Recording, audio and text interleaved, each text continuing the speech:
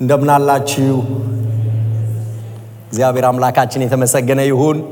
ክብር ለእግዚአብሔር ይሁን። ቤቴ መጣው ያህል ነው የሚሰማኝ። ወደዚህ ስመጣ በጣም ደስተኛ ነኝ። እግዚአብሔርን በጣም አድርጌ አመሰግነዋለሁ። ልክ ማቃቸው ቤተሰቦች ውስጥ ቆይቶ እንደመመለስ ያህል ነው የሚሰማኝ። በእነዚህ ቆይታዎቼ ከዜና መጽሐፍ ነው መልእክት እግዚአብሔር በልቤ ውስጥ ያስቀመጠው። ስለዚህ እግዚአብሔርን ስለመፈለግ፣ እግዚአብሔርን በሙሉ ልብ ስለመፈለግ ነው የምንነጋገረው ዛሬንና እሁድን። እግዚአብሔርን በሙሉ ልብ መፈለግ ምንድነው? በዜና መጽሐፍ ለማን የተጻፈው እና ለኛ ምን ማለት ነው? ይሄ ማለት እግዚአብሔር ለምንድነው በዚህ ሰዓት ይሄንን በልቤ ያስቀመጠው? በቃ እየተነጋገርን ስንመጣ በደንብ አድርጋችሁ ታገኙታላችሁ። እግዚአብሔር ግን እሱ የሚፈልጉትን የሚያከብር ደግሞ የሚያሳካ የሚያከናውን እረፍት የሚሰጥ የሚባርክ አምላክ ነው። እግዚአብሔርን በመፈለግ ብርሃንን ማየት ይቻላል። ከየትኛውም አይነት ከሚያስፈራ ከሚያስጨንቅ ከሚያስደነግጥ ነገር ውስጥ ሰው ለመውጣት በመጣጣር ሳይሆን እግዚአብሔርን በመፈለግ ሲወጣ አይተናል። ክብር ለእግዚአብሔር ይሁን። እግዚአብሔርን በመሻት እግዚአብሔርን በመጠማት እግዚአብሔርን በመራብ ሰዎች ሲወጡ አይተናል። ስለዚህ እግዚአብሔርን ስለመፈለግ ልባችሁ ውስጥ ይዛችሁ የዜና መጽሐፍ ምዕራፍ 14ን ቁጥር 7ንና 16:9 አነባለሁ። ዛሬ በጣም ስለ አንድ ንጉስ ከዜና መጽሐፍ አንስተን እግዚአብሔርን መፈለግ ማለት ምን ማለት ነው? እግዚአብሔርን በመፈለግስ የሚገኝ ትርፍ ምንድነው? ደግሞ እግዚአብሔርን አለመፈለግስ እንዴት ይገለጣል ብለን እናያለን። ቁጥር ምዕራፍ 14 ቁጥር 7ን በአዲሱ መደበኛ ትርጉም አነባለሁ። አምላካችንን እግዚአብሔርን ስለፈለግነው ምድሪቱ አሁን የእኛ ናት። አስገራሚ ኃይለ ቃል ነው። አምላካችንን እግዚአብሔርን ስለፈለግነው ምድሪቱ አሁን የእኛ ናት። እኛ ፈለግነው፣ እርሱም በሁሉ አቅጣጫ ረፍት ሰጠን። እርሱ በሁሉ አቅጣጫ ረፍት ሰጠን። እኛ ፈለግነው፣ እርሱም በሁሉም አቅጣጫ ረፍት ሰጠን። ክብር ለእግዚአብሔር ይሁን። ምዕራፍ 16 ቁጥር 9 በፍጹም ልባቸው የሚታመኑበትን ለማበረታታት የእግዚአብሔር ዓይኖች በምድር ሁሉ ይመለከታሉና። ሌሎች ትርጉሞች በፍጹም ልባቸው የሚፈልጉትን ለማበረታታት የእግዚአብሔር ዓይኖች በምድር ሁሉ ይመለከታሉና። በፍጹም ልባቸው የሚፈልጉትን ለማበረታታት። ለምንድነው ከዜና መጽሐፍ ያልከን ትሉኛላችሁ? እኔ ታስታውሱ እንደሆነም ወይም ወደ ኋላ ሄዳችሁ ፋይል ብታገላብጡ በርካታ ብዙውን ጊዜ የሆነ መጽሐፍ ላይ ቤዛ አድርጎ የእግዚአብሔርን ቃል ፕሬዘንት ማድረግ ነው ምርጫዬ። በመጣውባቸው ጊዜዎች ሁሉ የሆነ መጽሐፍ ትዝ ይላችኋል። ካገለገልኩት ክፍል በላይ የሆነ ክፍል ትዝ ይላችኋል። በጣም በጣም አስፈላጊ ነው። አንድ ጸሐፊ በመንፈስ ቅዱስ ተነድቶ አንድን መልእክት ሲጽፍ ዝም ብሎ ያችን ጥቅስ ብቻ አይደለም የሚጽፈው። ሙሉ መጽሐፉን ሲጽፍ መንፈስ ቅዱስ የሚያሸክመው ነገር አለ። ደግሞ ያ የሚጻፍለት ሰው የተጻፈለት ጥቅስ አይደለም። ልክ ዓመት ሲያልቅ እንደምናወጣው ያለ ጥቅስ ወይም ደግሞ እዚያ ሀገር እናንተ ስትሄዱ የምታገኟቸው የሆኑ ጉዱሾች አሉ አይደል? እንደሱ አይነት አይደለም። የእግዚአብሔር ቃል ሙሉ ስለሆነ ያንን ሙሉ ሐሳቡን ይዞ የዛን ክፍል ሐሳብ መረዳት ሙሉ ኃይል ይሰጣል፣ ጸጋ ይሰጣል፣ በረከት ይሰጣል። እግዚአብሔር አምላክ የተመሰገነ ይሁን። ክብር ለአምላካችን ለእግዚአብሔር ይሁን። ይሁላችሁ የዜና መጽሐፍ በጣም በጣም አስገራሚ መጽሐፍ ነው። በጣም በጣም በጣም አስፈላጊ መጽሐፍ፣ በጣም የሚገርም መጽሐፍ ነው። የዜና መጽሐፍን በዚህ ልኩ በዚህ እውነቱ መረዳት ሁሉንም ታሪኮች ሁሉንም በዛ ውስጥ ያሉትን ሐሳቦች ባነበባችሁ ቁጥር እንድትረዱ ፍሬምወርክ ይሰጣችኋል። ዛሬ በጣም ፈጥኜ እሱን ለማድረግ ነው መጀመሪያ የምሞክረው። የዜና መጽሐፍ ከመጽሐፍ ቅዱሳችን መሃል ላይ የሚገኝ መጽሐፍ አይደለም፣ መጨረሻ ላይ የሚገኝ ነው። በብሉይ ኪዳን የመጨረሻው መጽሐፍ ነው የዜና መጽሐፍ። የዜና መጽሐፍ የብሉይ ኪዳን የመጨረሻ መጽሐፍ ነው ለአይሁዳውያን። ለኛ ሚልኪያስ ነው አይደል? ዜና በኋላ ነው የሚመጣው። በአይሁዳውያን ግን መጨረሻ ላይ ነው የተጻፈው። ስለዚህ አጠቃላይ የብሉይ ኪዳን መጽሐፍቶችን ሰመሪ ነው የሚሰራው። አጠቃላይ ብሉይ ኪዳን ውስጥ ያሉትን ከዘፍጥረት ጀምራችሁ እስከ ፋርስ ንጉስ እስከ ዳሪዮስ እስካወጣው አዋጅ ድረስ ወደ ኢየሩሳሌም መልስ እስከተደረገበት ጊዜ ድረስ ያ ማለት ነው ብሉይ ኪዳን ማለት ያንን ሁሉ የያዘ መጽሐፍ ነው። ከመጀመሪያ ከአዳም ነው የሚጀምርላችሁ እስከ መጨረሻው ድረስ ስምም ቢሆን ጠቅሶ ያልፋል እንጂ ዝም ብሎ አይሄድም። የነቢያትን መጽሐፍ፣ የመዝሙራትን መጽሐፍ፣ ትንቢቶችን የሙሴ መጽሐፍት በሙሉ ነው የሚያነሳው። ስለዚህ የዜና መጽሐፍ ያልያዘው የብሉይ ኪዳን ጊዜ የለም። ከጊዜ አንፃር ስትመለከቱት ሁሉንም ጊዜ ነው ለማቀፍ የሚሞክረው። የዜና መጽሐፍ የመጨረሻ መጽሐፍ ለመሆኑ ብዙ ማስረጃዎች ብዙ ነገሮች አሉ። አሁን እዚህ ውስጥ አልገባም። ግን አሁንም ላሉ አይሁዳውያን የመጨረሻ መጽሐፍ ነው። እንደ ታሪክ መጽሐፍ ሳይሆን እንደ ትንቢት መጽሐፍ ነው የሚያዩት። በጣም ሳውንድ ያለው ቲዮሎጂ ያለው የእግዚአብሔር መልእክት ያለው እግዚአብሔር ሕዝቡን ኮሙኒኬት ያደረገበት ታሪክ የተዘገበበት ብቻ ሳይሆን የእግዚአብሔር እውነት ኮሙኒኬት የተደረገበት በጣም አስገራሚ መጽሐፍ ነው የሚል። ስለዚህ ከአዳም ትውልድ ጀምሮ ትውልዶችን እየጠቀሰ የሚሄድ በጣም በዝርዝር ከነቢያትና ከመዝሙራት የሚያነሳ በጣም ድንቅ መጽሐፍ ነው። የዜና መዋዕል መጽሐፍ አንደኛና ሁለተኛ አይደለም። በአይሁድ መጽሐፍ በመጀመሪያ አንደኛና ሁለተኛ የሚባል የለም፣ ወጥ መጽሐፍ ነው። ከሳሙኤልና ከነገስት መጽሐፍ የሚለይበት የራሱ መንገድ አለው። የዜና መጽሐፍ እንደ ነገስት የእስራኤልን ታሪካዊ ፖለቲካዊ ነገር ለመዘርዘር ሳይሆን በነዛ ታሪክ ውስጥ ያለ ቲዮሎጂ በዛ ታሪክ ውስጥ ያለ የእግዚአብሔር ሐሳብ የእግዚአብሔር እውነት ብርሃን ምን እንደሆነ ለማስጨበጥ የሚጣጣር መጽሐፍ ነው። የዜና መጽሐፍ በጣም አስገራሚ የሆነ ንድፍ ከሚነድፍባቸው ነገሮች ውስጥ አንዱ ከ9 ምዕራፍ ሙሉ ትውልድ ነው የሚዘረዝረው። በጣም አሰልቺ የሚመስል ግን ሆን ብሎ ነው የሚያደርገው። ሁለቱን የዜና መጽሐፍ ሁለት ትልልቅ ጭብጦች የሚንጠለጠሉት እዛ ላይ ነው። ልክ ትውልዱን ስታጠኑ ለምንድን ነው እነዚህ ላይ ፎከስ ያደረገው እንድትሉ የሚያደርግ ነው። አንደኛው የይሁዳ የዳዊት ዘር የይሁዳን ዘር ላይ በጣም ፎከስ ያደርጋል። ለሚመጣው መሲህ ጊዜ አለ። ለምን እንደዚህ እንደሚላቸው ነግራቸዋለሁ። ትውልድ ነው የሚዘረዝረው። ንጉሱ መሲሁ የሚመጣበትን ሐረግ ነው የሚዘረዝረው። በጣም ፎከስ የሚያደርገው። ሁለተኛ ፎከስ የሚያደርገው የአሮንን የሌዊን ዘር ነው፣ የካህናቱን ዘር ነው። እሱም ደግሞ ስለ መሲሁ የተነገረውን ትንቢት በጣም አድርጎ ሊያብራራላቸው ስለሚፈልግ ነው እሱን የሚያደርገው። የዜና መጽሐፍ በጣም በሚገርማችሁ ሁኔታ ለመቅደሱ የሰጠው ፎከስ በጣም አስገራሚ ነው። በጣም አስገራሚ ወደ 9 የሚደርስ ምዕራፍ ነገስትና ሳሙኤል በቀላሉ የሚያልፉትን የመቅደስ ስራ ሰለሞን የሰራውን ዳዊት በጣም በከፍተኛ ደረጃ ጥንቃቄ በተሞላበት ሁኔታ 9 ምዕራፍ ሙሉ ኦልሞስት አብሮ ነው የሰራው ዳዊትም የሚል የመቅደስ ስራን በጣም አድርጎ ይናገራል። ምንድነው ዓላማው? ይሄንን ብል ነው የሚሻለው። ምንድነው ዓላማው? ዓላማው ታሪክ ያነሳና እነዚህ የዜና መጽሐፍ የተጻፈላቸው ሰዎች ከምርኮ የተመለሱ ሰዎች ናቸው። ከምርኮ ተመልሰው ከምርኮ መመለስ ራሱ ተስፋ እኮ ነው። አይታችኋል? የዕዝራ መጽሐፍ አይታችኋል? የሐጌም መጽሐፍ ሲመለሱ የነበራቸውን ያን ደስታ ያን ሐሴት ያን ፍስሐ ሲመለሱ እናገኛለን ብለው የሚጠብቁትን ያን ደስታ በቃ ከዛ ከባርነት የኤርሚያስን መጽሐፍ አንብበው ሲመለሱ ያ ደስታ ያ ምድረ በዳ ላይ የነበረ ዕዝራ መጽሐፍን ስታነቡ የነበረ ደስታ ልልታ ጩኸት ዝማሬ ትዝ ይላችኋል? እንዴት ያልሄዱት እንኳን ሰዎች ብር ወርቅ እየሰጡ የሚገርም ሪቫይቫል ነበር። ሲመለሱ ግን ከተመለሱ በኋላ ያ የሚፈልጉት አይነት ነገር አላገኙም። መጥቷል ግን እንዳሰቡት አልሆነም፣ እንደተነገራቸው አልሆነም እና ወዲያውኑ ያንን መቅደስ ሲጀምሩ ያስቆሟቸዋል። ከዛም ደግሞ እንደገና ይጀምራሉ ከ12 ዓመት በኋላ። ያ የመመለስ ተስፋ ታዲያ የታለ? ለዳዊት የገባው ተስፋ የታለ? እግዚአብሔር አምላክ እመጣለሁ፣ በመካከላችሁ አድራለሁ፣ እኔ ገዛለሁ፣ እኔ ኃይል አደርጋለሁ፣ እኔ የምድር ቁንጮ አረጋችኋለሁ፣ መልሼ ገነባዋለሁ የዳዊትን ድንኳን ያለው የታል? ተመልሰው እቺን የምታክል መቅደስ ሰርተው ሽማግሌዎቹ ሲያለቅሱ ትዝ ይላቸዋል።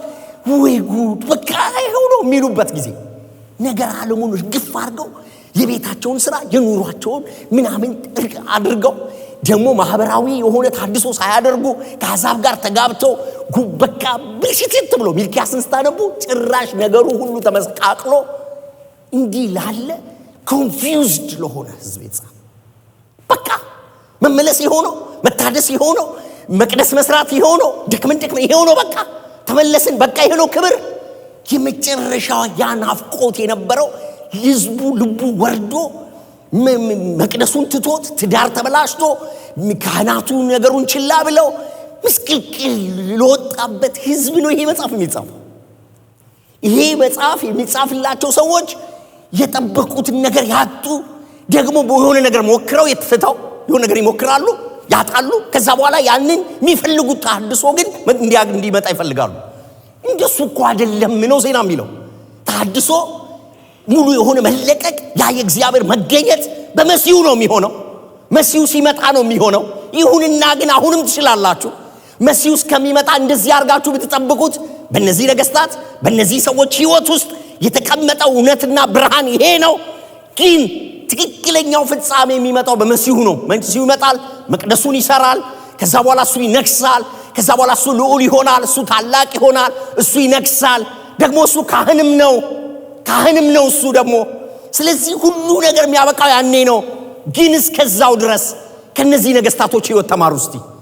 ከነዚህ ነገስታቶች ህይወት እነዚህ ነገስታቶች እግዚአብሔርን እንዴት ሲፈልጉት እንደተከናወኑ፣ እንደተሳኩ፣ እንደታደሱ፣ እንደተለወጡ፣ ቤታቸው፣ ህይወታቸው፣ ኑሯቸው ፍሎሪሽ እንዳረገ፣ እንደሳቁ፣ እንደበሩ፣ እንደፈኩ፣ ደግሞ ሲተውት ዞር ሲሉ እንዴት እንደጨለመባቸው፣ እንዴት ግራ እንደተጋቡ እዩ። መምጣት ብቻውን ዋጋ የለውም። ኢየሩሳሌም መገኘት አይደለም ዋናው። መቅደስ ውስጥ መምጣት አይደለም ዋናው። ኢየሩሳሌም መምጣት አይደለም ዋናው በልብ ወደ እግዚአብሔር መቅረብ ነው። አንዳንድ ነገስታቶች ቋሉ የጀመሩ ነገር ግን ተውት። በዚህ በዜና መጽሐፍ በተደጋጋሚ የምትሰሙት አንድ ቃል አለ፣ ዳራሽ የሚል ቃል። እግዚአብሔርም መፈለግ። ይሄ መፈለግ ዝም ብሎ የሆነ መፈለግ አይደለም። ይሄ መፈለግ እንደው ነካነካ አርጎ መተው አይደለም፣ ወይም ደግሞ የኪዳኑ ቦታ መገኘት አይደለም። እግዚአብሔር የሚባለውን የመቅደሱን ጌታ ማግኘት፣ ከሱ ጋር መነካካት፣ እሱን ደግሞ በፍጹም ልብ፣ በፍጹም ነፍስ፣ በፍጹም ኃይል የሙጥኝ ማለት ሌላ ምርጫ የሌለው ሰው መሆን። ጩና አሜን በሉኝ እስቲ። ይሄን እግዚአብሔርን ከልብ መሻት። ለዚህ ጥሩ ማሳያ ዳራሽን ማሳያ የሚሆነኝ ዜና እንዴት ነገሮችን እንደሚተርክ የሚያሳየኝ የሳኦል አሟሟት ነው። እሱን ላሳያችሁና ልሩጥ ግድ የለም። ይውላችሁ ሳኦል ሞተ። ነገስትም ዜና ሳሙኤልም ዜናም ይላሉ። ይሄን ግን እንዴት እንደሚዘግቡ ተመልከቱ። ሳሙኤል እንደዚህ ነው የሚለው፣ ፍልስጤማውያን ተሰብስበው በመምጣት በሱነም ሲሰፍሩ፣ ሳኦል ደግሞ እስራኤላውያን ሁሉ ሰብስቦ በግቤኦል ተራራ ተሰፈረ። ሳኦል የፍልስጤማውያንን ሰራዊት ባየ ጊዜ ፈራ። ከዛስ ልቡም እጅግ ተሸበረ። ከዛስ እርሱም እግዚአብሔርን ጠየቀ። ከዛስ እግዚአብሔር ግን በህልም ወይም በኡሪም ወይም በነቢይ አልመለሰለትም። እሺ ሳኦልም አገልጋዮቹን እስቲ ሙታን ሳቢ ሴት ፈልጉልኝ ሄጄ ልጠይቃት አላቸው። እነርሱም እነሆ ሙታን የምትስብ ሴት በዚህ ያለች አሉት ይላል። ጠየቀ። በህልም የለም፣ በራእይ የለም፣ በቃል የለም። በቃ ለዚህ ነው በቃ ይላል። ዜና ግን እንደሱ አይደለም የሚለው። አልጠየቀም ነው የሚላችሁ። ዳራሽ ማድረግ እንዲህ አይደለም እኮ ነው የሚላችሁ። ዳራሽ ማድረግ እግዚአብሔር መፈለግ አንድ ቀን ጠይቀህ ስላልመለሰልህ በንጋታው ጠንቋይ ጋር የምትሄድበት አይደለም። ቢገለኝም እንኳን ብለህ ጮኻችሁ አሜን በሉኝ እስቲ። ጠየቅ አይልም፣ አልጠየቀም ነው የሚለው። መጠየቅ መቅደስ መገኘት አይደለም። መጠየቅ የአንድ ቀን ጸሎት መያዝ አይደለም። መጠየቅ አንድ የሆነ ስፒሪቹዋል ሪቹዋልስ የለመዷቸውን ማረግ አይደለም። ከእግዚአብሔር ውጪ የለም ብሎ ሌላ መንገድ የለም ይሄው ነው መንገዱ ብሎ በሙሉ ኃይል በሙሉ ልብ ስለ አንድ ነገር እግዚአብሔርን ሙጥኝ። እስቲ ጩና ዳራሽ በሉኝ። ዳራሽ እስቲ ዳራሽ በሉ። ዳራሽ እግዚአብሔርን መፈለግ ምርጫ እንደሌለው ሰው አይንን እሱ ላይ ብቻ መሰካት፣ ከሱ ውጪ አልፈልግም ማለት፣ ከሱ ውጪ ዘወር አለ ማለት ነው።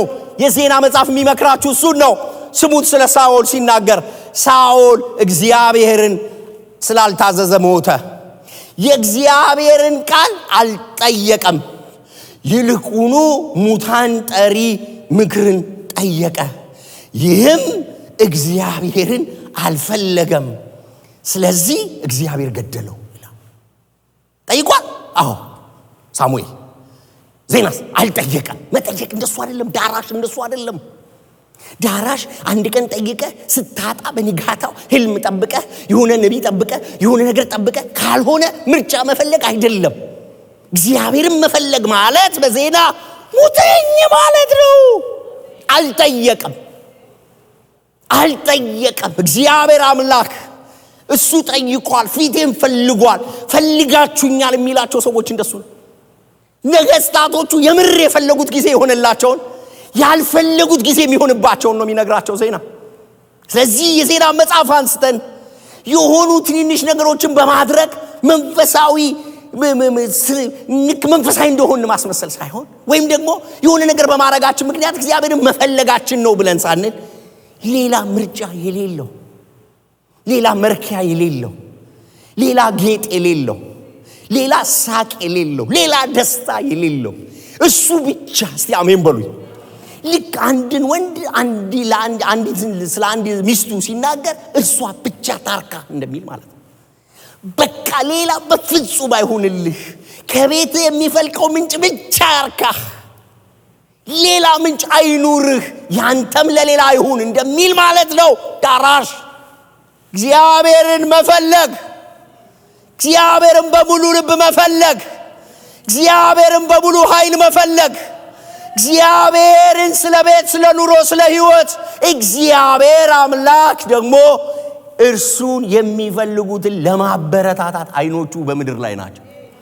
እግዚአብሔር እንደዚህ ብሎ እያየ ነው የሚፈልጉትን ያበረታታ ጀርባቸው ይሄን ነው የምፈልገው ብሎ ሊያበረታታ እግዚአብሔር አይኖቹ በምድር ሁሉ በፍጹም ልባቸው የሚፈልጉትን ለማበረታታት የእግዚአብሔር አይኖች በምድር ላይ ያያሉ። ስለዚህና ከዚህ በላይ አልበል። ኦኬ። ስለዚህ የዜና መጽሐፍ ዳራሽ ወይም እግዚአብሔርን መፈለግ እግዚአብሔርን በፍጹም ልብ ለሁለንተናዊ ተሐድሶ፣ ለውጭና ለውስጥ፣ ለቤትና ለመንደር፣ ለሀገር፣ ለከተማ ለውጥና ተሐድሶ እግዚአብሔርን የመፈለግ ምንድነው? ምን አይነት ነው የሚመስለው? ምን ይመስላል? ከአሳ ህይወት ይሄንን እንዴት አድርገው ፈልገውት ነገር ዓለማቸውን እግዚአብሔር ቀየረው። አሳ እግዚአብሔርን የመፈለግ ትርጉም የሚነግረን ህይወት አለው። የአሳን ህይወት ስታዩ እግዚአብሔርን መፈለግ ማለት ይሄ ነው ለካ የምትሏቸው ነጥቦች ታገኛላችሁ።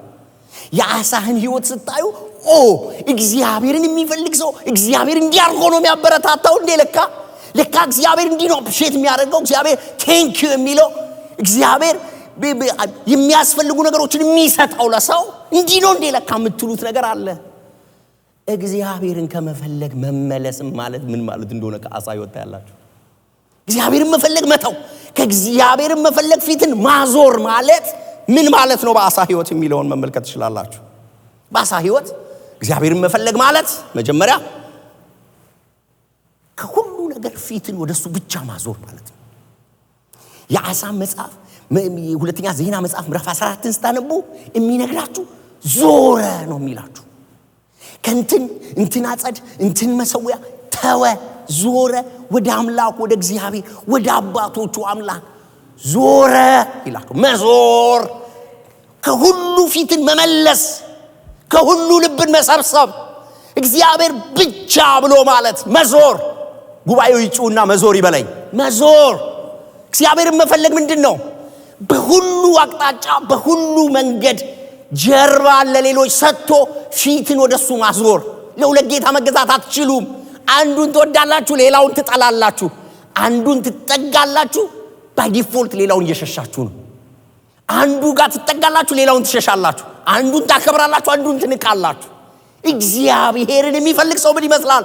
በአሳ ህይወት ካላችሁኝ እግዚአብሔር አምላክ ፊቱን ወደ እርሱ ያዞሩትን ነው ፈለጉኝ የሚለው። መዞር የሐዋርያት ሥራ ላይ ጳውሎስ እንድትዞሩ ነው ወንጌል የምንሰብካችሁ እንደሚል ማለት ነው።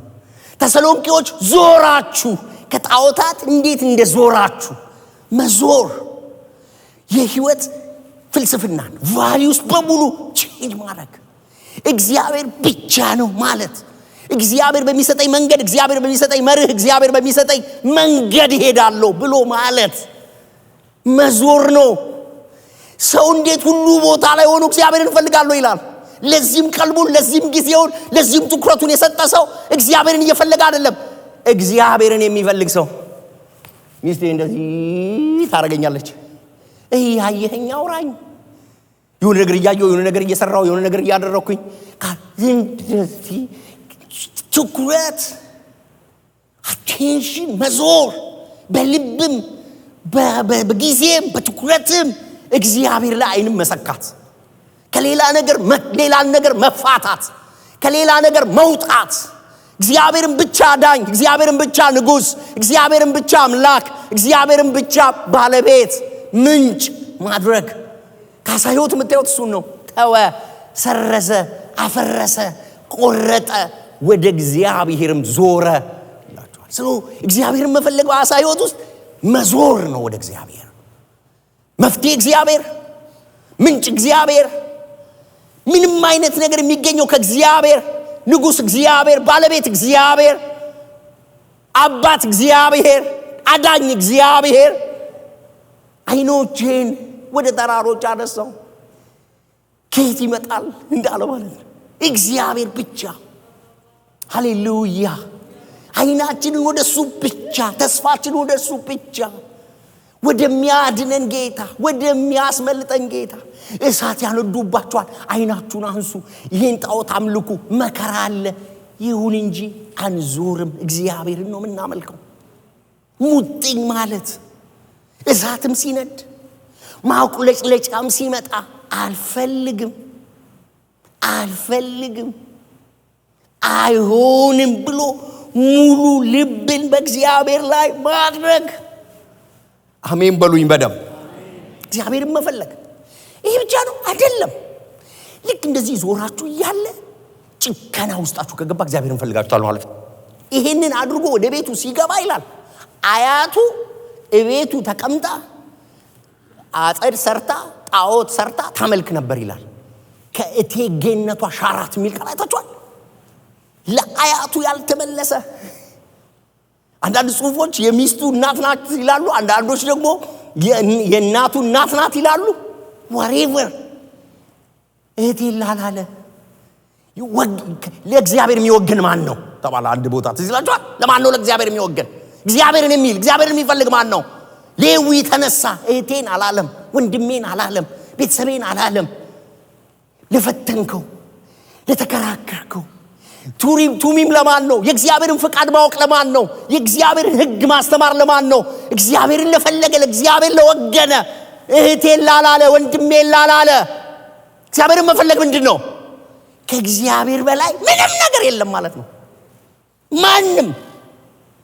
ማንም ከእግዚአብሔር በላይ አይደለም ብሎ ማለት ነው። እቴጌነቷን ሻራት ይላል ቁጥር 16 ምዕራፍ 15 ቁጥር 16 ላይ ሻራት ይላል። እቴጌ ልትሆኚ አትችይም ማለት ይላል። እግዚአብሔርን መፈለግ ምንድን ነው? ከእግዚአብሔር በላይ ምንም የለም ለኔ ማለት ነው። ማንም ቢሆን ምንም ቢሆን እግዚአብሔር የመጀመሪያ፣ እግዚአብሔር የመጨረሻ። ጩና አሜን በሉኝ ባካችሁ። እግዚአብሔርን መፈለግ እግዚአብሔርን መፈለግ ይሄን ብቻ አይደለም የሚለው በሙሉ ልብ ለሱ መገዛትም ነው ይላል ቁጥር 17 አሳም በዘመኑ ሁሉ በፍጹም ልቡ ለእግዚአብሔር የተገዛ ነበር ይላል። ይሄን ነው እግዚአብሔር የሚፈልገው። ምን ማለት ነው ይሄ? አሁን እነዚህ ሳብራራሉ ነው እንግዲህ ለእግዚአብሔር በሙሉ ልብ መገዛት በተከፈለ አይደለም። በእሁድ እና በሰኞ መካከል ልዩነት በማምጣት አይደለም። በሙሉ ልብ በየትም ቦታ ለእግዚአብሔር ብቻ መገዛት፣ እግዚአብሔርን ብቻ ማክበር። ጉባኤው ጩና አሜን ይበለኝ። ለእግዚአብሔር ብቻ የሚደረገውን ነገር ለእግዚአብሔር ማድረግ ነው። ሌላው የተቀደሱ ዕቃዎች አሉ። በዛ ጊዜ የተዘረፉበት ምርኮ ውስጥ የገቡበት ሰዓት ስለሆነ ዕቃዎች በሙሉ የመቅደስ ዕቃዎች በሙሉ ወጥተዋል፣ ሄደዋል፣ በየቦታው ነው ያሉት። እና አሳ እየሰበሰበ ወደ መቅደሱ እያስገባ ቀደሳቸው። ከየቤቱ አምጣ። የእግዚአብሔርን ለእግዚአብሔር አድርጓል። የእግዚአብሔር ለእግዚአብሔር ነው። ይቀደስ፣ ይለይለት። እግዚአብሔርን መፈለግ ማለት የእግዚአብሔርን ለእግዚአብሔር ማድረግ ነው። ጊዜ፣ ገንዘብ፣ ጉልበት የእግዚአብሔር የሆነውን ለእሱ ብቻ መስጠት ማለት ነው። እግዚአብሔርን መፈለግ ማለት ዳራሽ እንዲህ ነው። በሁለንተና እግዚአብሔር ጋር መሰብሰብ፣ ሁሉን ነገር ለሱ ክብር ማድረግ፣ በሱ እግሮች ስር ነገሮችን ማንበርከክ። ይሄ ብቻ አይደለም፣ በአስቸጋሪ ወቅት በእግዚአብሔር መታመን ነው። እግዚአብሔርን መፈለግ ማለት ምዕራፍ 14 ቁጥር 9 እስከ 10 ድረስ ኢትዮጵያዊው ዚሪ የሚባል ንጉስ መጣበት ይላል። ኢትዮጵያዊው ዚሪ መጣበት ይላል። 1 ሚሊዮን ሰራዊት ይዞበት ነው የመጣው። 1 ሚሊዮን ሰራዊት ይዞበት መጣ። 300,000 ጦር ነበረው ይላል። ምን ታረጋላችሁ በዚህ ጊዜ? አሳ በሚቀጥለው ምዕራፍ ይሳሳታል። በእንደዚህ አይነት ሁኔታ ግን መከራ፣ ችግር፣ ፈተና፣ ጭንቀት፣ ከበባ ሲሆን አይናችሁን ወዴት ታነሳላችሁ ነው። እግዚአብሔር መቼ ነገስታቱን ይቀየማል? ችግር መጥቶባቸው አይናቸውን ወደ ሌላ ሲያነሱ። ባይ ዘ ዌይ ይሄ የእግዚአብሔር መልእክት ነው። ይሄ የእግዚአብሔር ሐሳብ ነው። እግዚአብሔር ሰውን መቼ ያያል? ጭንቀት፣ ፈተና በመጣበት ጊዜ አይኑን ወደ እግዚአብሔር የሚያነሳ፣ በከበባ ሰዓት፣ በጭንቅ ሰዓት፣ በፈተና ሰዓት፣ በመከራ ሰዓት አቤቱ የሚል ጌታ ሆይ የሚል እግዚአብሔርን የሚታመን ከዚህ ያወጣኛል፣ እግዚአብሔር ከዚህ ያስመልጠኛል የሚል ሰው እግዚአብሔርን የሚፈልግ ሰው ነው። ሌላ ምርጫ፣ ሌላ ነገር የማይፈልግ ሰው። ኢትዮጵያዊው ዚሪ 1 ሚሊዮን ሰራዊት 300 ሰረገላ ይዞ በመውጣት እስከ መርሳ ድረስ መጣባቸው። አሳም ሊገጥመው መጣ። ከዛም በኋላ አሳ እንደዚህ ያለ ይላል። አሳም ቁጥር 11 ላይ አሳም ወደ አምላኩ ወደ እግዚአብሔር እንዲህ ሲል ጮኸ፣ እግዚአብሔር ሆይ ደካሞችን ከኃይለኞች የሚታደግ እንዳንተ ያለ ማንም የለም።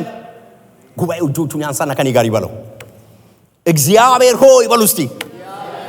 ደካሞችን ከኃይለኞች የሚታደግ እንዳንተ ያለ ማንም የለም።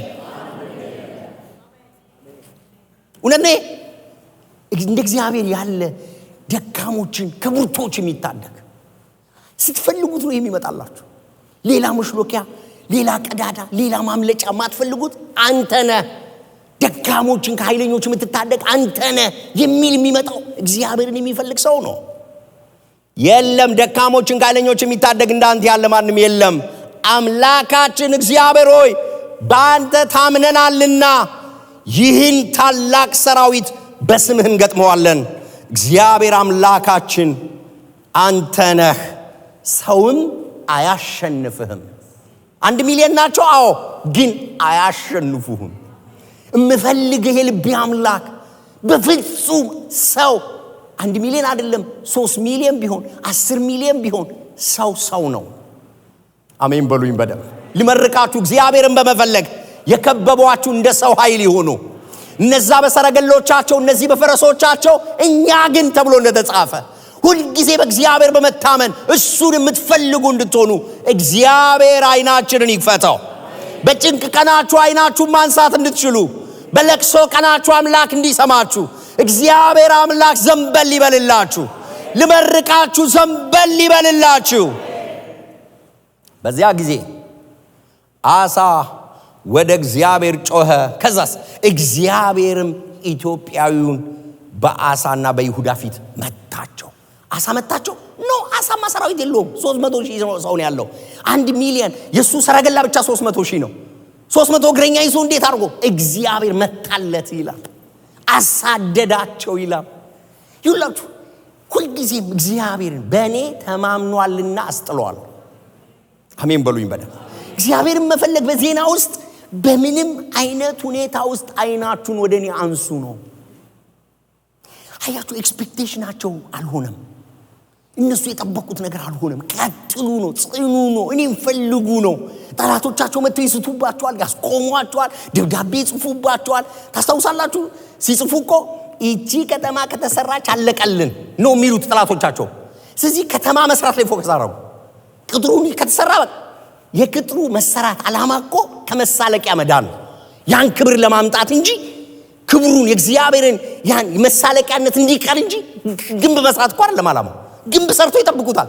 ህይወት አልታደሰም፣ እግዚአብሔርን መፈለግ የለም። እንዴት ንስሐ እንደገቡ አይታችኋል። በነህምያ ዘመን፣ በእዝራ ዘመን ጺም እየተነጫጩ እንዴት እንዳዘነ ትዝ ይላችኋል። መቅደስ እንዴት እንደተበላሸ። እግዚአብሔርን መፈለግ ማለት ውጫዊ ነገሮችን ማድረግ አይደለም። በሙሉ ልብ እግዚአብሔርን መፈለግ። በየትኛውም ሁኔታ፣ በየትኛውም የሐዘን፣ በየትኛውም የችግር ሰዓት እግዚአብሔር ሆይ ብሎ እግዚአብሔርን የመፈለግ፣ እግዚአብሔርን የሙጥኝ የማለት ህይወት ነው። እና እግዚአብሔር ኢትዮጵያውያንን አሳደደ ይላል። ኦኬ፣ እንዲህ ማለት ነው በአሳ ህይወት እግዚአብሔርን መፈለግ? አዎ። እሺ፣ ግን እግዚአብሔር አበረታታው እንዴ? እግዚአብሔር አሳን አበረታታው እንዴ? በጣም እስራኤል አስገራሚ በሆነ ሁኔታ ነው ፍሎሪሽ ያደረገችው። ይህን የሚያነቡትን አስቧቸው። ህይወት፣ ኑሮ፣ ትዳር፣ ቤት፣ መቅደስ የተበላሸ የሆነች ነገር በማድረግ የእግዚአብሔርን ክብር የናፈቁ የፈለጉ ግን ደግሞ ሙሉ ልባቸውን ለእግዚአብሔር ያልሰጡ እነዛ ከስደት የተመለሱ ሰዎች ምንድነው ቆየኛ ታሪክ? የታል የኛ ህይወት? የታል እግዚአብሔር ያለን የሚሉ ተመልከቱ። አሳን እግዚአብሔርን ፈለግ አይደል? በሁሉ መንገድ አይደል የፈለገው? እግዚአብሔር በሁሉ አቅጣጫ እኮ ነው የባረከው፣ ደግሞ ያበረታታው። እስቲ ያሳየን የእግዚአብሔር ማበረታቻ በምን ተገለጠ? 14 ቁጥር 5 ምድሪቱ ሰላም አገኘች የሚል ቃል አይታችኋል። እግዚአብሔርን ስትፈልግ አሁን መወጋት፣ መመታት፣ በዚህም በዛም ያለ ትርምስ፣ ሰላም፣ ረፍት፣ ሁከት የሌለበት ላይፍ፣ ተዘሎ መኖር፣ በእግዚአብሔር ከብሮ መኖር፣ ደምቆ መኖር፣ ወደ ረፍት ውሃ ዘንድ መመራት። ምድሪቱ ሰላም አገኘች ይላል። እግዚአብሔር ረፍት ሰጣቸው ይላል። ረፍት በሁሉ አቅጣጫ እግዚአብሔር ረፍት ሰጣቸው። ይሄ የእግዚአብሔር ማበረታቻ ነው። እግዚአብሔር የሚፈልጉትን ሰዎች ያበረታታል። እንዴት አድርጎ? ሰላም፣ ረፍት በመስጠት። እግዚአብሔር እየከበበ፣ እየከለለ፣ እየሸፈነ፣ እየደበቀ፣ ጠላት እየመታ እግዚአብሔር አምላክ ከላይ ያየናቸው ነገሮች ለሚያረጉ ሰዎች ማበረታቻ አለው። ምን? ረፍት፣ ጸጥታ፣ ሰላም። ሀገር ሰላም ሆነች፣ ምድር ሰላም ሆነ። ምድሪቱ የኛ ናት አሁን ይላል። እግዚአብሔርን ስለፈለግ ነው ይውላል። የነሱ ነበር ግን አይደለም። ሐጌ ላይ ትዝላችኋል። ገንዘብ ያዛችሁ ግን ኪሳችሁ ውስጥ ከተታችሁ በቀዳዳ ነበር ኪሱ ይላል አይደል? ገንዘቡ የናንተ መሆን አይችልም። እግዚአብሔርን ሳትፈልጉ ስትቀሩ ገንዘብ በእጃችሁ ያዛችሁት ገንዘብ የናንተ አይሆንም። ለበሳችሁ ግን አልሞቃችሁ። ይሄ ዘመን በጣም የእግዚአብሔርን ቤት ትተው የራሳቸውን ቤት ለመስራት ጊዜው ነው እና አሁን ሊሳካላችሁ ነው። እግዚአብሔርን ትታችሁ የራሳችሁን ነገር ላይ መሮጣችሁ ሊሆንላችሁ ነው። እግዚአብሔርን ፈለግ ነው። ምድሪቱ አሁን የኛ ናት። አሁን የምታረጉት፣ የምታስተዳድሩት፣ በእረፍት የምትኖሩበት ህይወት እግዚአብሔርን በመፈለግ የሚገኝ ነው። እግዚአብሔርን ፈለግ ነው። ምድሪቱ አሁን የኛ ናት። እግዚአብሔር በሁሉ አቅጣጫ እረፍት ሰጠን። ሁከት ጠፋ። ይኸው እረፍ ያለ ህይወት። አንዳንድ ሰው ይሰራል፣ ይደክማል። መጽሐፍ ቅዱስ እንደዚህ ይላል፣ እግዚአብሔር ቤትን ካልሰራ ሰራተኛ በከንቱ ይደክማል። ከዛስ በጠዋት ተነስታችሁ አምሽታችሁ መተኛታችሁ ከንቱ ነው ይላል። መጽሐፍ ቅዱስ ሁለት እኮ ነው። በጠዋት ተነስታችሁ አምሽታችሁ መተኛታችሁ ከንቱ ነው ማለት ጠዋት ተነስታችሁ አምሽታችሁ ስለተኛችሁ ምንም አታመጡ። ከንቱ ሲባዛ በዜሮ ነው። እግዚአብሔር ለሚወዳቸው ረፍት ይሰጣል ይላል። ጠዋት ተነስታችሁ አምሽታችሁ አትስሩ ነው ያለው፣ አትትጉ ነው ያለው። እግዚአብሔርን ታምናችሁ እሱን እየፈለጋችሁ ሰው ጥቂቷን የሚባርክ አምላክ፣ ጨዋቸው አሜን በሉኝ። በእረፍት የሚያኖር አምላክ፣ ከሁከት ከብተና የሚያድን አምላክ፣ አመዳም ከሆነ ህይወት የሚያድን አምላክ፣ ከተዋከበ ጦርነቱ ከበዛ ጫጫታ ከሆነ ሁከት ከተሞ የገበያ ህይወት እግዚአብሔር ያድናል፣ ያሳርፋችኋል። እግዚአብሔርን የሚፈልግ ሰው ያርፋል፣ ረክቶ ይጀምራል፣ ተደስቶ ይጀምራል፣ አርፎ ይጀምራል። ሁሉ አለኝ ይላል። እርዳታ እየተቀበለ ሁሉ አለኝ ይላል። እግዚአብሔር ያረካዋል። እግዚአብሔር ምንጩ ነው። እግዚአብሔር ክብሩ ነው። እግዚአብሔር ሳቁ ነው። ጨዋቸው አሜን በሉኝ። ማረፍ ማረፍ፣ መርካት፣ መደሰት፣ እልል ማለት፣ በተከበበ ከተማ ውስጥ ምስጋና መሰዋት። አሜን አትሉኝም ወይ? እግዚአብሔርን በእግዚአብሔር መታመን። ትዝ ይላችኋል ኢዮሳፍጥ ጦር ፊት ቸር ነውና ብሎ ለምን ዘመረ? ረፍት። ጦርነት ስለሌለ ነው። በሞት ሸለቆ ቢሄድ እንኳ አንተ ከኔ ጋር ነህ። ያረፈ እግዚአብሔር ረፍት የሰጠው ብቻ ነው ሁከት ማገኘው። ጠላት ስለሌለ ነው አይደለም። እጥረት ስለሌለ ነው አይደለም። እግዚአብሔርን የሚፈልግ በእግዚአብሔር ያርፋል። እግዚአብሔር በሁሉ አቅጣጫ ረፍት ይስጣችሁ። እጃችሁን አንሱ ልመርቃችሁ። እግዚአብሔርን በመፈለግ 2026 እግዚአብሔርን በመፈለግ የእርሱ የሆነውን ነገር በመፈለግ እሱን በማስቀደም እግዚአብሔር የረፍት ሕይወት ይስጣችሁ። የተረጋጋ የሰከነ በጌታ በኢየሱስ ስም ጸልያለሁ። እጆቻችሁን አንሱ። አንተን በመፈለግ ባርከኝ በሉት። የረፍት ሕይወት እግዚአብሔር የተረጋጋ ሰላም ያለበት ረፍት ያለበት ሕይወት ፈልጋለሁ በሉት። ጌታ እግዚአብሔር ሆይ የጸጥታ ተዘሎ የመኖር የውከት አይደለም፣ የረብሻ አይደለም፣ የመደንገጥ አይደለም። እግዚአብሔር ቸኩዬ መውጣት አይደለም፣ ተረጋግቼ አንተን በመፈለግ የሆነ ደስታ፣ ረፍት፣ እርካታ በኢየሱስ ስም ይሁንልን። በኢየሱስ ስም ይሁንልን። እህቶቼና ወንድሞቼ በዚህ ያላችሁ ቅዱሳን እግዚአብሔርን በመፈለግ እግዚአብሔር በምን ያበረታታል? ረፍት በመስጠት ሰላም በመስጠት። በቃ ለካ ምን አገኘው አይባልም። ሰላም ያለው ሰው ትልቅ ነገር እኮ አለ። እግዚአብሔር ምን ይሰጣና ያበረታታቸዋል? ደስታ። አንዳንድ ሰው ይጨነቃል።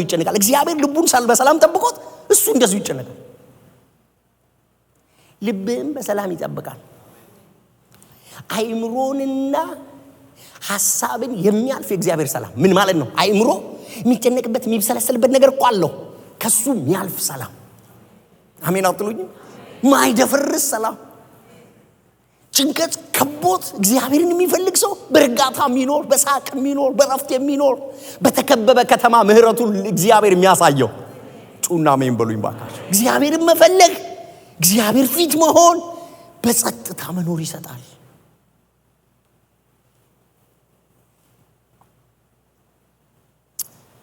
በሁሉ አቅጣጫ ረፍት ብቻ አይደለም፣ አስገራሚ ሰራዊት ነው።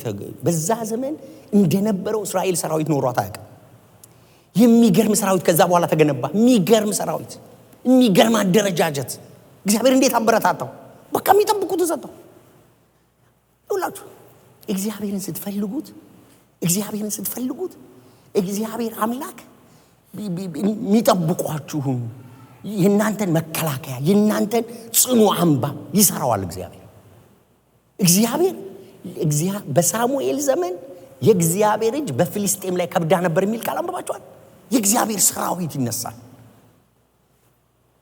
ኢያሱ በጣም ተጨንቆ የኢያሪኮን ግንብ ሲመለከት አይታችሁታል። የኢያሪኮን ግንብ እየተመለከተ የተመዘዘ ሰይፍ የያዘ ወታደር የሚመስል መልአክ አየ እና ማነህ አንተ? ከኛ ነው ወይስ ከዛ ነው? ወታደር ነው የሚመስለው። ከየት ወገን ነህ ሲለው ከሁለታችሁም አይደለሁም ከዛም ከዚህም አይደለሁም፣ የሰራዊት አለቃ ሆኜ ነው እዚህ የመጣሁት አለ። የሰራዊት አለቃ ከሆነ ሰራዊት አለ ማለት ነው እዛ ግንብ ጋር። እስራኤላውያን ሲያሙ በእግዚአብሔር ሲታመኑ ግንቡን ለማፍረስ የተዘጋጀ የመላእክት ሰራዊት ግንቡን ከቦታል። እግዚአብሔርን አምነው ሲዞሩ ግንቡን ሊያፈርስ ማለት ነው። የሰራዊት አለቃ ሆኜ ነው እዚህ የቆምኩት አለው። ሰራዊት አንተ ማታየው ሰራዊት እዚህ አለ አለው። ይውላችሁ ጌታ ኢየሱስ እኔ እኮ ብፈልግ አለ 12 ጭፍላ መልአክ አሁን ላክልኝ ይለዋለሁ፣ ይልክልኛል። እግዚአብሔር ጽኑ አምባ የሚሰጣቸው ሰዎች እነማን ናቸው? ቅጥር የሚሆናቸው እነማን ናቸው? እግዚአብሔር ምን ብሏቸዋል ለእስራኤላውያን? በዚህ ሰዓት ላሉት አሁን እያነበቡ ላሉት ሰዎች እኔ የእሳት ቅጥር ሆናቸዋለሁ ብሏል። ተስፋው ይሄ ነው። ግን እንደፈለገ የሚዘረፉ ሆኑ። ጠላት መጥቶ እንደፈለገ የሚያረጋቸው ሆኑ።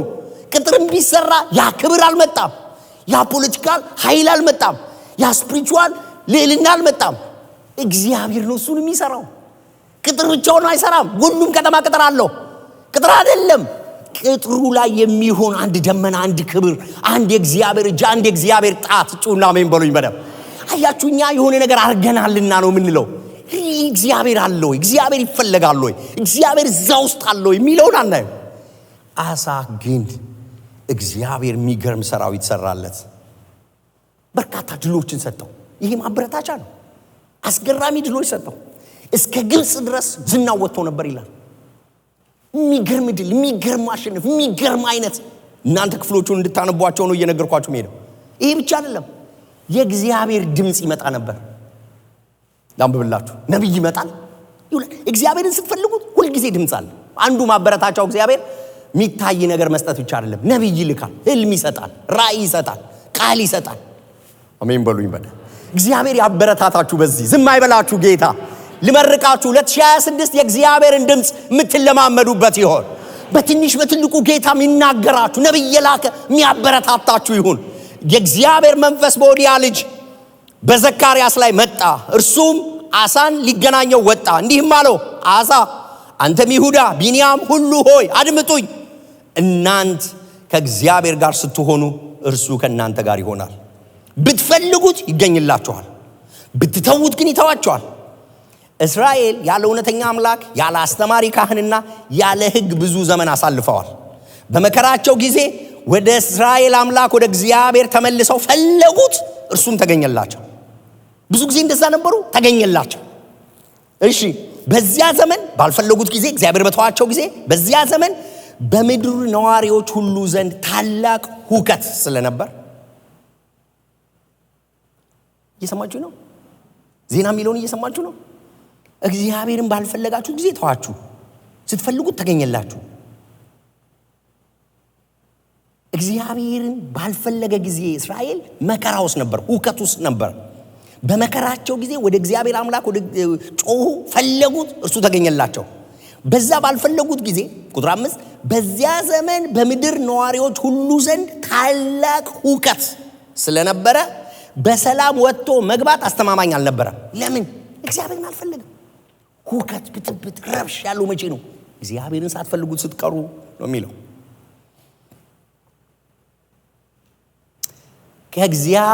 በእግዚአብሔርም በተለያየ መከራ ያስጨንቃቸው ስለነበር አንዱ መንግስት በሌላው መንግስት፣ አንዱ ከተማ በሌላው ከተማ ይደመሰስ ነበር። እናንተ ግን የድካማችሁን ዋጋ ስለምታገኙ በርቱ፣ እጃችሁ ኃይላላ። አሳ ይህን ቃል የነቢዩን የኦዲያን ልጅ የአዛርያስን ትንቢት በሰማ ጊዜ በረታ።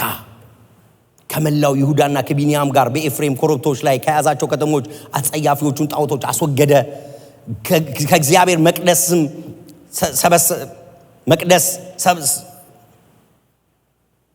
ሰበሰበ። ፊት ለፊት የነበረውን የእግዚአብሔርን መሠዊያ አደሰ ይላል። ስሙኝ፣ በረታ። ምን ሲመጣ? ድምፅ። ምን ሲመጣ? ቃል። እግዚአብሔር እንዴት ያበረታታል? ድምፅ፣ ቃል፣ ትንቢት፣ ራእይ፣ ህልም እየሰጠ እግዚአብሔር አይዞሽ የሚለው በምንድን ነው? በድምፁ፣ በራእዩ፣ በህልሙ፣ በነቢያት እግዚአብሔር ያበረታታል። እኔ መፈለግሽ ልክ ነው፣ ቀጥይ፣ በዚሁ ዋጋሽ አይጠፋም፣ ልጄ እግዚአብሔር ይልሻል። ይህ እኮ ማበረታቻ ነው። እግዚአብሔር እኮ ነው የሚልከው ይህንን። አይዞሽ እኔም በመፈለግሽ ነው፣ እኔን እየፈለግከኝ ስለሆነ ነው። በህልም ይናገራል፣ ያበረታታል፣ ነቢይ ይልካል፣ ቃል ይልካል። እግዚአብሔር ድምፁ አለ፣ ደመናው አለ። እግዚአብሔር ምን እያደረገ ነው? እያበረታታ ነው። ቀጥይ፣ እኔም መፈለግሽን ቀጥል፣ እኔም መፈለግህን፣ መጾምህን ቀጥል፣ ማገልገልህን ቀጥል፣ ቸርች ውስጥ መስራትህን ቀጥል፣ ሂድ፣ አይዞ ህዝቤ ህዝቤ ይላል እግዚአብሔር ሲባል ምን እያደረገ ነው? እያበረታታ ነው። ቀጥሉ፣ አይዟችሁ፣ በርቱ እያለ ነው እግዚአብሔር። የሚገርማችሁ ይሄ ብቻ አይደለም የእግዚአብሔር ማበረታቻ። እግዚአብሔር ከእስራኤላውያን ወገን፣ እስራኤላውያን ማለት ለሁለት ተከፍለዋል። አሁን ይሁዳ ነው እሱ ያለው። እስራኤላውያን ጠላት ሆነዋል፣ በጣም አይስማሙ። እነዛኞቹ ጣዖት አምላኪዎች ሆነዋል። እነሱ እንኳን እየመጡ እጅ መስጠት ጀመሩ። ወደዚህ አሳይለም መጠየቅ ጀመሩ። ይሁዳ አሳ እግዚአብሔር ካንተ ጋር ነው፣ እግዚአብሔርን ስትፈልገው አየን፣ እግዚአብሔር እየባረከ እንደሆነ አየን፣ በቃና ካንተ ጋር እንሆናለን። አሳይለም መጠየቅ ጀመሩ። ከእስራኤል ከአካብ ምድር ከጣዖታት ሰፈር እግዚአብሔርን ከተወ ሰፈር እየመጡ እግዚአብሔርን እንፈልጋለን፣ ያንቺን አምላክ እናመልካለን። እግዚአብሔርን የሚፈልግ ሰው ከጠላቶቹ ጋር እንኳን በሰላም ይኖራል ይላል መጽሐፍ። አሜን በሉኝ። በደም ላምበብ። አምላኩ እግዚአብሔር ከእርሱ ጋር መሆኑን ባዩ ጊዜ ከእስራኤላውያን ብዙ ሰዎች እርሱን ተጠግተው ነበረ። እርሱም በይሁዳና በቢንያም እንዲሁም ከኤፍሬም ከምናሴና ከስምዖን መጥተው ከእርሱ ጋር የተቀመጡትን ሰበሰበ። ምዕራፍ 15 ቁጥር 9 እያነበብኩ ነው። በሶስተኛው ወር እነርሱም በአሳ ዘመን 15ኛ ዓመት በሶስተኛው ወር በኢየሩሳሌም ተሰበሰቡ። በዚያም ጊዜ በምርኮ ካመጡት ውስጥ 700 በሬ 70,000 በግና ፍየል ለእግዚአብሔር ሰው። እነዚህኞቹ የአባቶቻቸውን አምላክ እግዚአብሔርን በፍጹም ልባቸውና በፍጹም ነፍሳቸው ይሹ ዘንድ ቃል ኪዳን አደረጉ።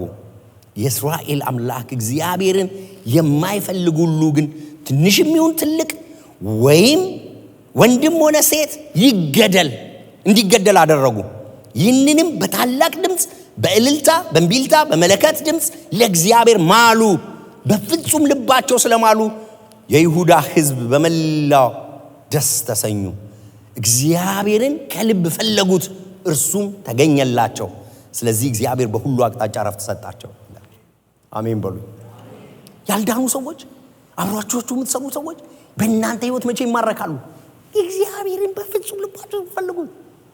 ዳራሽ ስታረጉ ጠላት የሚሆኑ የሚያሳድዷችሁ ዘመድ አዝማድ መቼ ይመጣሉ? በፍጹም ልባችሁ እግዚአብሔርን ስትፈልጉት። እግዚአብሔር ሆይ ያላንተ የለኝም ስትሉ ጠላት የሆነው እንኳን ይመጣል። ማሉ ይላል።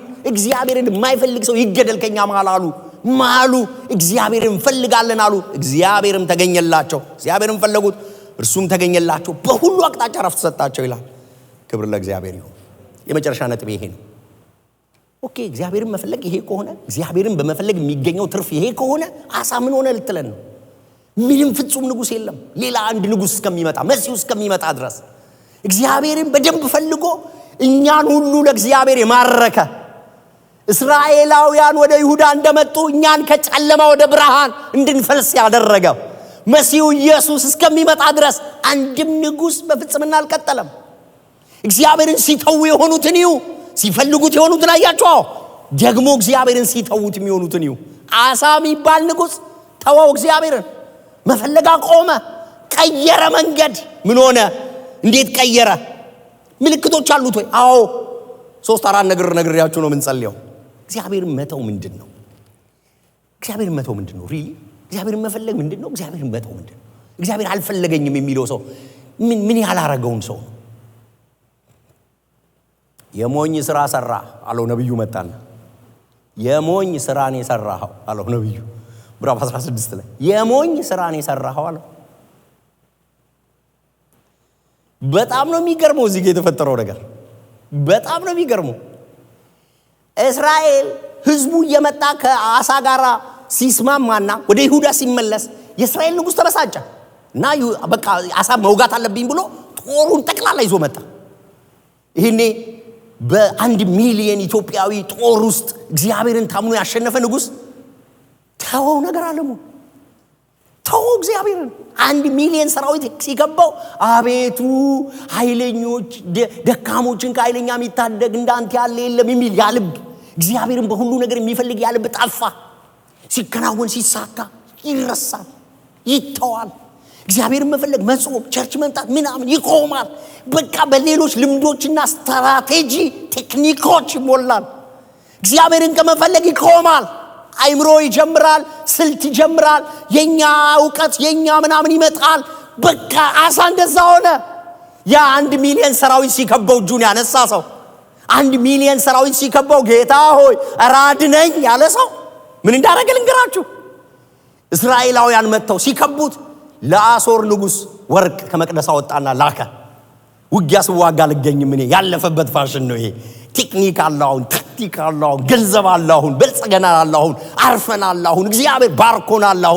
ምን ችግር አለ? መፍትሄ በእጃችን።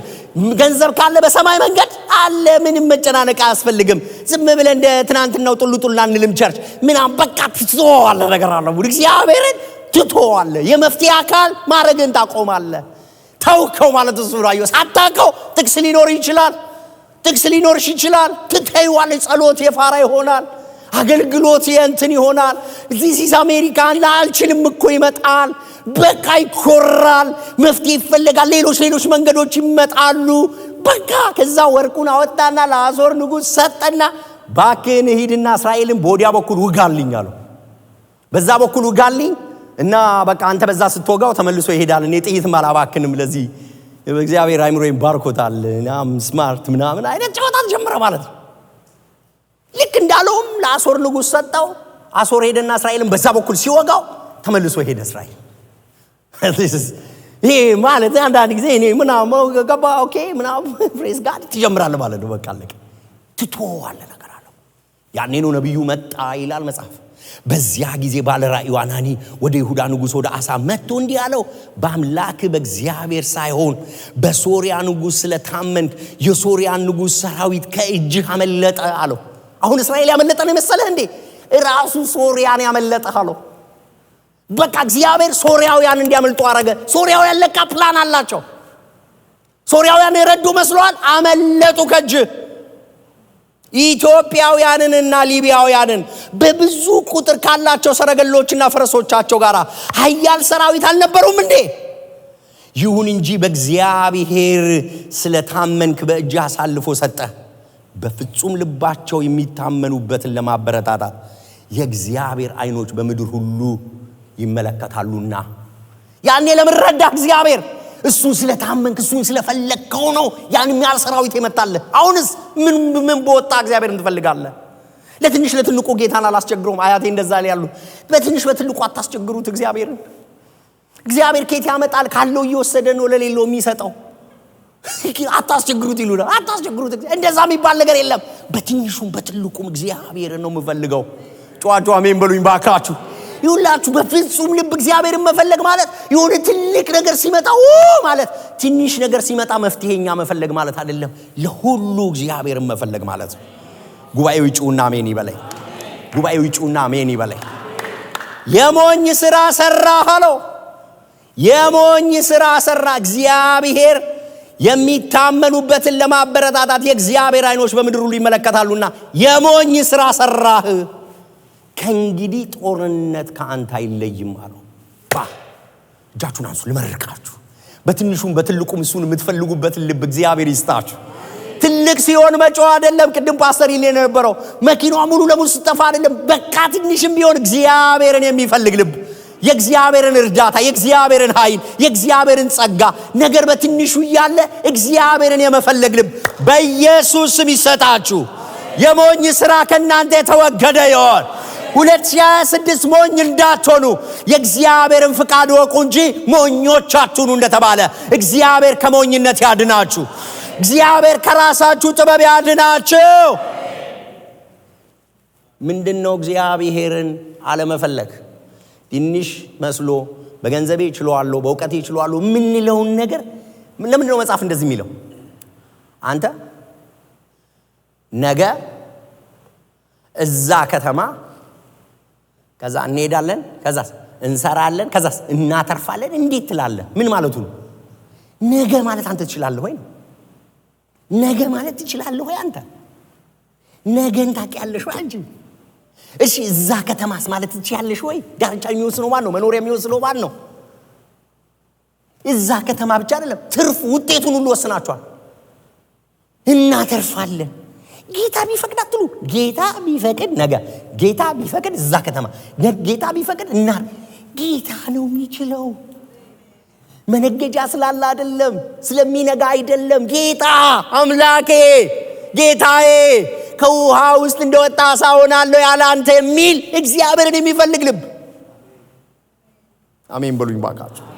እግዚአብሔርን በሁሉ በትንሽ በትልቁ ያለ አንተ አይሆንልኝም ማለት ሰው እግዚአብሔርን አለመፈለግ የሚጀምረው እንዴት ነው? እግዚአብሔርን አለመፈለግ የሞኝ ስራ የሚጀምረው ሰው እንዴት ነው? ለትንሹ ነገር ራሱ ይችላል እና ይሄ እብጠት ነው። እያበጠ ነው የሚመጣው፣ እየጨመረ ነው የሚመጣው፣ እየጨመረ ነው የሚመጣው። ይሄ አደገኛ እብጠት ነው፣ አደገኛ የልብ እብጠት ነው። እግዚአብሔር ልባችንን ተንፈስ፣ አይናችንን ወደሱ፣ በሱ ላይ ጥገኛ፣ በሱ ላይ ሁልጊዜ ምርኮኛ እግዚአብሔር ያድርጋል። ሁለተኛ ምልክት ልስጣችሁ፣ እግዚአብሔርን ያለመፈለግ ምልክት። አንደኛው ይሄ ነው። ሁለተኛው ቁጣ፣ ኮስተር፣ ቶን ትልቅ። ከዛ ነብዩን ይሄንን ነብይ ምን እንዳደረገው ከዚያም የተነሳ ዓሣ በባራዩ ላይ ተቆጣ ይላል። ይህ ስነ ስርዓት ይሁን። ነገሮች ሲከናወኑ፣ ነገሮች ሲሳኩ በቃ አንተ መካሪ የለ፣ ዘካሪ የለ፣ ሽማግሌ የለ፣ ፓስተር የለ፣ አትሰማ፣ ቸርቻት ቢያላ አትሰሚ፣ ሚስት አትሰማ። እግዚአብሔር በአህያ ሲናገርም ምን እንኳን አህያ አይደለም ማለት ፓስተር በለም አትሰማም። ለምን አንተ አሁን በቃ እግዚአብሔርን በመፈለግ ያገኘውን ነገር ረስተዋል። የሞኝ ስራ ውስጥ ገብተሃል። እግዚአብሔርን የሚፈልግ ሰው ግን ምክር ይሰማል። እግዚአብሔር በአንድም በሌላ ነው የሚናገረው። አሜን በሉኝ። ተቆጣ ይላል። ስለ ስርዓት ያዛሉ። ምንድነው አንተ ማን ነው የንጉሥ አማካሪ ያረጋ አለው? ነብዩን አለው። ማን ነው አንተ የንጉሥ አማካሪ ያረጋ? በእናት ምንድነው ይሁኝኛልክ? ምን ነው እንደው አበዛችሁት የዚህ ዘመን አገልጋዮች አይነት።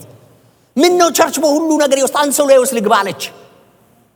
በቃ ስታምጪ ማለት ነው። ስለዚህ ጧልቲ ነው ማለት ነው። አደገኛ ነው እሱ። መስማት ማቆም፣ መቆጣት፣ መገሰጽ አለመቻል፣ መመከር አለመቻል። ታይ ጌታን የሚፈልግ ሰው ጌታ ብሎኝስ ቢሆን ይላል። ድንጋይ የሚወረውረው ጌታ ብሎትስ ቢሆን ይላል። ጩና ምን በሉኝ ባካችሁ። ድንጋይ የሚወረውረው ጌታን የሚፈልግ ሰው በጣም ሴንሲቲቭ ነው። እንኳን ነብይ የሚታወቅ መልእክት የሚያመጣ ሰባኪ የመቅደሱ መሰዊያ ሰው አይደለም፣ እብድ ድንጋይ የወረወረበት ጌታ ብሎስ ቢሆን ይላል። እግዚአብሔርን የሚፈልግ ልብ ሁሉን ይሰማል፣ ምክሩን ገንዘቡ ያደርጋል፣ ልክ አይደለም ሲባል ያደምጣል። ልመርካችሁ ዛሬ እግዚአብሔርን በሚፈልግ ልብ እግዚአብሔር ይባርካችሁ።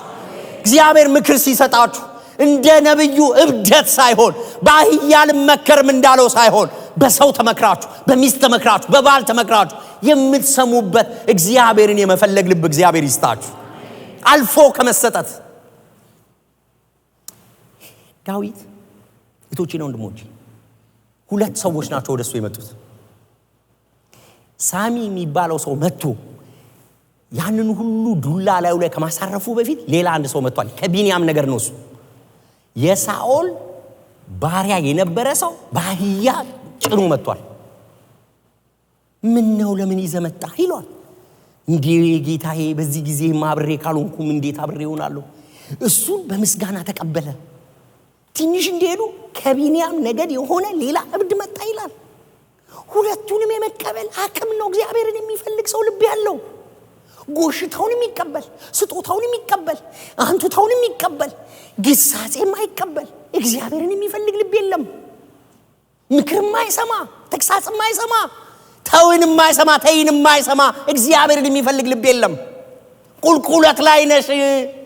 ብስጭት፣ ቁጣ ከጀመረ እመኚኝ እግዚአብሔርን የመፈለግ ልብ እየጠፋ ነው። አንዳንድ ሰው ገና ከርቀት ስትመጡ ተቆጥቶ ነው የሚጀምረው። እንደዚህ ትለኛለች፣ እንደዚህ ላታለሁ፣ እነግራታለሁ፣ ልክልኳን ነግሪያት። ገና እኮ ሳይደርስ ሰውየው ጋር ተቆጥቶ ጀምሮ እናንተ ሰላም ነህ ስትሉት ራሱ አይችልም፣ ሰላም ነህን ማምጣት አይችልም። ለምን? ያሰበው ሌላ ስለሆነ። እግዚአብሔር ይፈውሰን። እግዚአብሔርን በሚፈልግ ልብ እግዚአብሔር ይርዳን። እንኳን ሳጥፍተን እግዚአብሔርን ከመታመን ቀርተን እንኳን እግዚአብሔርን ማንፈልግ ሆነን አይደለም፣ እግዚአብሔርን እየፈለግን እንኳን ቢሆን ሁሉ ጊዜ ጥፋት እንኳን ሳናጠፋ ቢሆን እግዚአብሔር ብሎ ይሆናል። እሺ እስቲ ሰማዋለሁ፣ እስቲ አየዋለሁ ይባላል። እስቲ ሪፍሌክት አደርጋለሁ ይባላል። አልመሰለኝም ግን አየዋለሁ፣ በእግዚአብሔር ፊት ራሴን አቀርባለሁ። ጌታ ሆይ ልቤን መርምር፣ ከተሰወረ ኃጢአት አንጻኝ እኮ ይባላል። አላወቅኩትም እኔ ይባላል። እኔ ያላየሁት ሰው ያየው ነገር ኖሮ ይሆናል። መንፈስ ቅዱስ እርዳኛ ይባላል። ልመርቃችሁ፣ እግዚአብሔር በዚህ ልብ ይባርካችሁ። ይሄ ብቻ ነው አይደለም። እግዚአብሔር ፈለገው ይሄን ሰውዬ። ነብይ የላከው ለምንድን ነው? እንዲመለስ ነው አይደል? አልሰማም ማለት። አሁን ደግሞ እግሩ ላይ ቁስል አወጣበት። ምዕራፍ 16 ቁጥር 12 ላይ አሳም በነገሰ በ39ኛው ዓመት እግሮቹ ክፉኛ ታመሙ። አሁን እግዚአብሔር በቃ አሁን ይፈልገኛል ብሎ ነው እግዚአብሔር እኮ ይሄን የሚያመጣው። እግሩ ሲታመም በቃ ይፈልገኛል ብሎ ሲል አይፈልገውም። ህመሙ ቢጸናበትም የሚለው ቃል ከህመሙ ጨመረ ማለት ነው። እግዚአብሔር አረ ይሄ ሰውዬ ጨከነ እንዴ ብሎ ጨመረው፣ ህመሙ ቁስሉን ጨመረው ማለት ነው።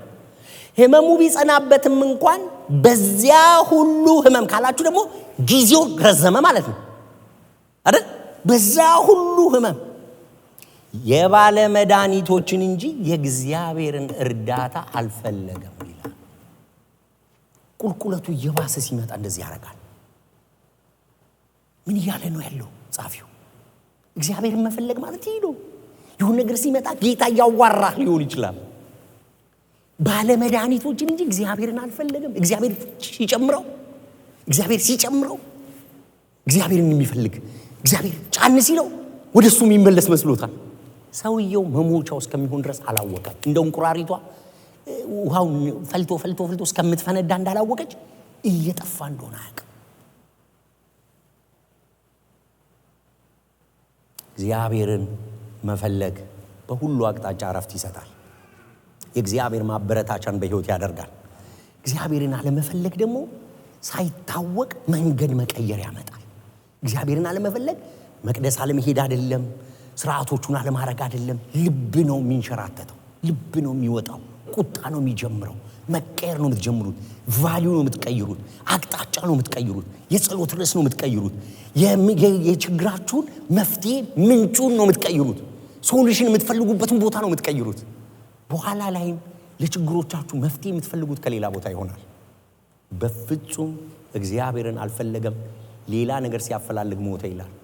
ያ የዞረ ሰው፣ ያ ሁሉን ትቶ ወደ እግዚአብሔር የዞረ ሰው ሙሉ ለሙሉ ከእግዚአብሔር ዞሮ ሌላ መፍትሄ ፈለገ። እኔ ልቤ ውስጥ እግዚአብሔር ያስቀመጠው በ2026 በዚህ አዲስ ዓመት ሞር እግዚአብሔር እንድትፈልጉ